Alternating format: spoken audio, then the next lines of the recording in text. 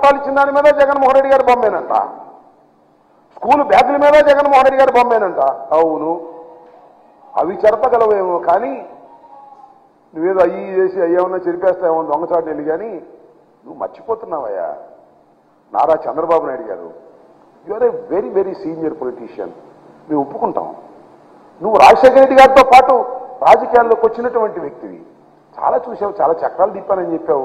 That is all artificial intelligence. అప్పుడు లేకపోయినా ఇది మ్యానిపులేటర్. నీకు ఒక్కరి మనవి చేస్తున్నా, ఈ పుస్తకాల మీద బొమ్మలు చూస్తున్నావు లేదా పట్టాల మీద బొమ్మలు చూస్తున్నావు.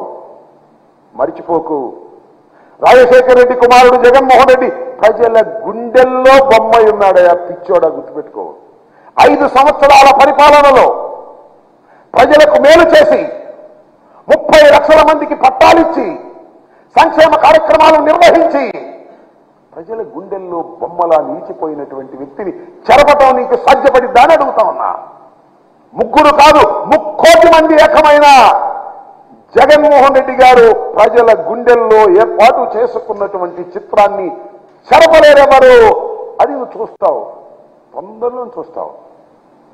జూన్ 4 కదా, జూన్ 4వ తారీఖున చూస్తావు.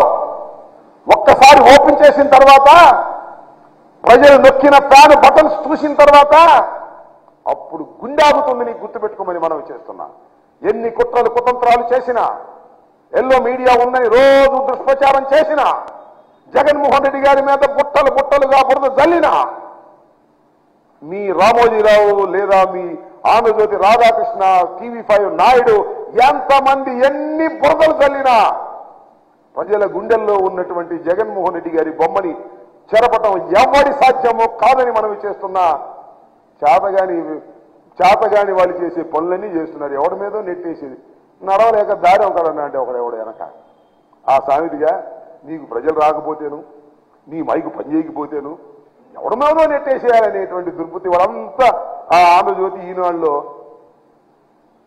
వైఫల్యం, భద్రతా వైఫల్యం అని ఓ పుంకాలుగా వాళ్ళు వీళ్ళు స్టేట్మెంట్ ఇచ్చి అవి చూపించి అసలు చిలకూరుపేటలో ప్రజాగలం అట్టర్ ఫ్లాప్ అయిందనేటువంటి విషయం ప్రజలు అనుకుంటుంటే దాన్ని మరలించాలనేటువంటి ప్రయత్నం చేయటం చాలా దురదృష్టకరమైనటువంటి అంశంగా నేను ఈ సందర్భంగా చెప్పదలుచుకున్నాను. రాబోయే రోజుల్లో కోర్స్ త్వరలోనే ఎన్నికలు జరగబోతున్నాయి, కోడ్ కూడా స్టార్ట్ అయింది. కాబట్టి రాబోయే కాలంలో జరిగేటటువంటి ఈ ఎన్నికల్లో వైఎస్ఆర్ కాంగ్రెస్ పార్టీ అఖండమైన 175 సీట్లు గెలుచుకొని ముందుకు వెళ్తుందని ఈ సందర్భంగా నేను చెప్పదలుచుకున్నాను. మాకేం పని. ఒక విషయం మనం చేస్తున్నా, ప్రతిపక్షాలు నిర్వహిస్తున్నటువంటి సభలపైన కుట్రలు చేయవలసిన అవసరం జగన్మోహన్ రెడ్డి గారికి లేదని మనం చేస్తున్నాం. నేను ఒకటే చెప్పదలుచుకున్నాను, రాష్ట్ర ప్రజలు చూస్తున్నారు. 4 సిద్ధ సభలను నిర్వహించాం. ఎంత అద్భుతంగా నిర్వహించాము, ఎంత అద్భుతంగా ప్రజలు వచ్చారు, ఎంత అద్భుతంగా ప్రజలు దాన్ని రిసీవ్ చేసుకున్నారో మీ టీవీలోనే చూడమని మనం చేస్తున్నాం. మీకున్నటువంటి టీవీలోనే చూడమని మనం చేస్తున్నాం. మీరు నిర్వహించారే, జెండా సభ నిర్వహించారు పవన్ కళ్యాణ్ గారు మీరు కలిసి. ఇవాళ చిలకూరుపేటలో ప్రజాగళాన్ని నిర్వహించారు మీరు, పవన్ కళ్యాణ్ గారు, మోడీ గారు కలిసి నిర్వహించారు. అసలు ఈ 2 సభలు కూడి మా ఒక్క సభతో పోల్చగలరా మీరు? ఒక్క సిద్ధం సభలో ఈ 2 సభలు కూడిన 20 కూడా లేదు. That is the fact. కారణం ఒక్కటే, ప్రజాబలం.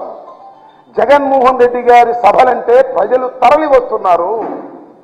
మీ ఉమ్మడి సభలంటే ప్రజలు తరలి రావడం లేదు, తోయినా రావడం లేదు. మీ మీద ప్రేమ లేదు, ఎందుకంటే మీ పరిపాలన వారికి నచ్చలేదు.